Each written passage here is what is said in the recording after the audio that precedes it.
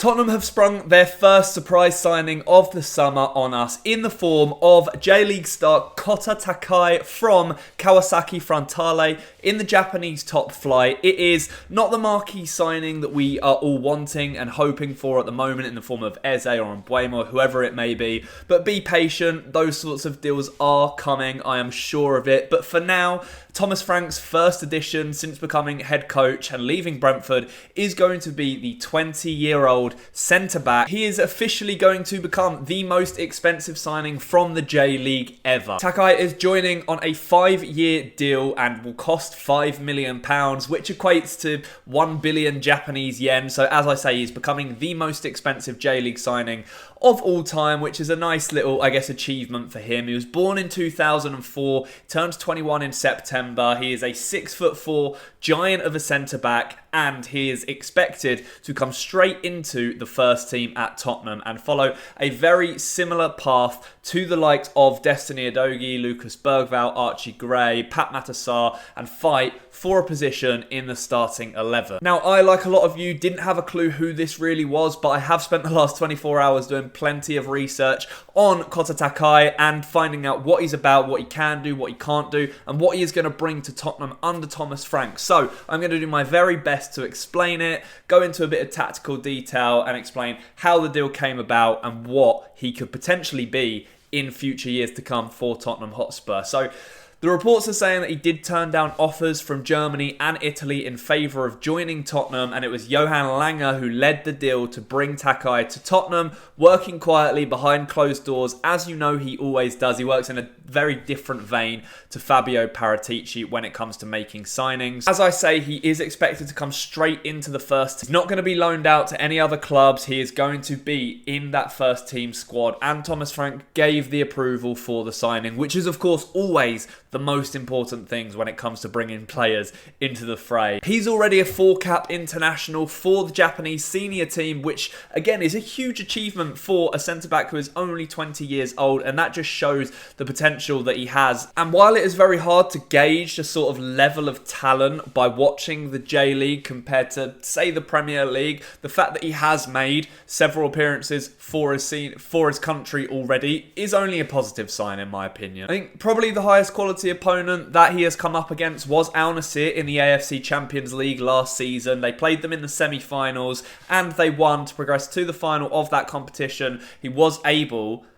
So he has had a go at dealing with Cristiano Ronaldo, John Duran, Sadio Mane, and he did a pretty stellar job at it as well. So Kota Takai, where does he play? We have already established that he is a centre-back and will fall into that category at Spurs. He is a centre-back by trade, but he has also played some games at right-back. He spent his youth mostly at Kawasaki Frontale, where we're signing him from. And I think the argument is that his strongest position would be in that right centre-back area, but he has played a lot of games at left centre-back. He is right-footed, but he is comfortable using his left as well. So we've got that versatile trait already, which is always fantastic and very much needed in the modern game of football as well. It does mean that he can shadow the likes of Christian Romero, providing that we do keep hold of him this summer. Of course, he will compete with the likes of Vuskovic, who's returning from his loan spell at Westerlo. He's finally eligible to play for Tottenham. And as I said at the start of the video, I just feel like this is a low-risk, high-reward signing for Tottenham. £5 million is just absolute pennies for someone who is regarded as one of, if not the best young player in Asia. I believe he won Japan's Best Young Player Award last season. So again, that tells you all you need to know about the potential talent that this kid has coming to North London. Now, we know that he's not going to go straight into the Tottenham first team and be a starter. He is going to have to build himself up. He's going to have to show what he can do in the limited minutes he's likely going to get in the first season. But how does he play? What are his strengths? This is arguably the most important part. We need to know what quality, what talent he is actually going to bring and contribute to the team to make us better, because we want a squad that is capable of competing across all 4 competitions next season. He is going to be a part of that squad, so he has to show that he's capable of doing what we need to compete against the best teams in the world, in Europe, in the Premier League. As I say, he is right-footed, but has spent plenty of time in that left centre-back role, so he could be a potential cover for Mickey van der Ven if the worst case happens and he picks up more injuries. He's got a very big build. As I say, he's 6'4", so he's nice and tall. He's got a nice frame as well to him. He is an aggressive, battle-type centre-back. Very, very similar to how Christian Romero plays. On average as well, he wins 77% of his aerial duels. And I think when you ask Tottenham fans about winning things in the air, being very sound from set pieces, it's very reassuring to hear that we are signing someone that potentially excels in that sort of area. And when you're 6'4", I feel like it's only natural. So that's good as well. When you watch the clips of him and when you do start seeing him play, you'll notice that he quite often steps out of the back line to pick off interceptions and to make well-timed tackles. And as I say, it's very, very similar to what Christian Romero contributes in a Tottenham team. He reads the game very, very well. And it almost looks like he plays beyond his years. He's 20 years old, but he plays with the maturity and the experience of someone in their mid to late 20s, I'd say, at the very, very least. So he's got a very sound head on his shoulders, and it means he's also going to be very good at learning and adapting. And Thomas Frank, I feel like, is going to bring the best version of this player out of him. You might very often see him as the last line of defence, and his reading and his timing is very, very good, which is important if you're going to be the last player standing between an attacker and your goalkeeper. You want to make sure that you're at least putting the attacker under pressure or able to make a good tackle, and he can certainly do that as well. He's cool, calm and composed for the majority. A few clips do show that he can be a bit panicked and get rid of the ball perhaps too quickly when being pressed, but most of the time he's comfortable on the ball. He's good at passing and he's also a ball carrier, which again, it links back to all of these traits that you need to be a good player in the modern game of football.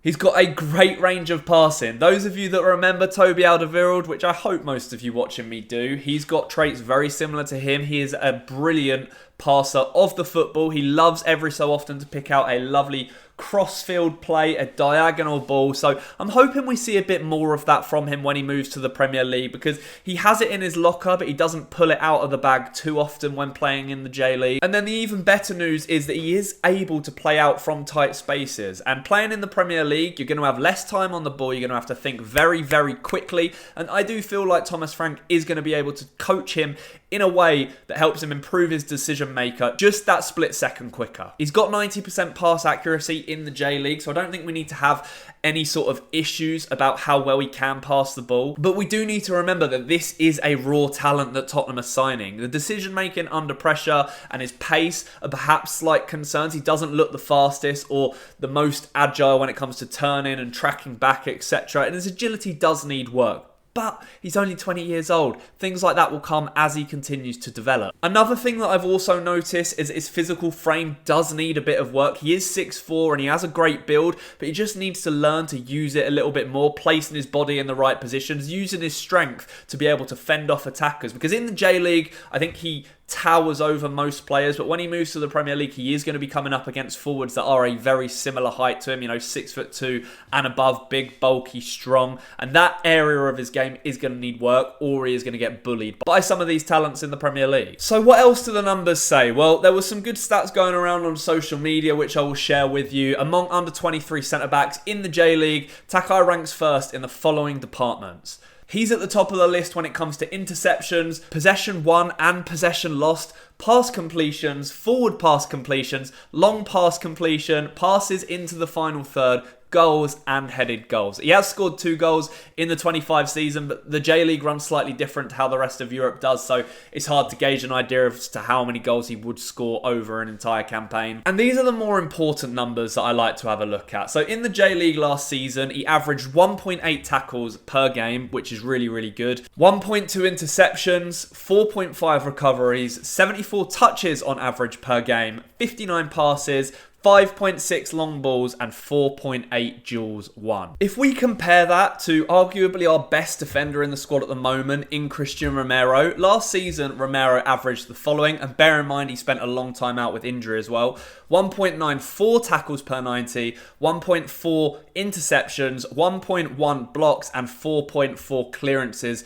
per 90 minutes. So it lines up in a very, very similar vein to how Christian Romero plays, and like I say, in our squad at the moment, he is probably the closest type of player that we have to Takai coming in. So now you know where he plays, you know how he plays, and you know the numbers behind the player that we are getting. The big question is, where does he fit in under Thomas Frank? Now, we know that Thomas Frank is a very adaptable and very pragmatic football coach. He will adjust his formation based on the team that we are playing at the time. And while we've already established that Takai will not be a regular feature for Spurs, he will get minutes under Thomas Frank. We may well see him more often when Frank does decide to go with a 3 centre-back formation. And I do think when he's played in that sort of setup before, he thrives the best in the middle of the centre-back 3 rather on the left or the right. But the great thing about him is he can still do a job on either side. Playing in that centre would allow him to step out into the midfield and using his passing abilities, use his physical frame to be able to help dominate the play. And it also puts experience around him. If you had Van de Ven on one side, if you had Romero on the other side,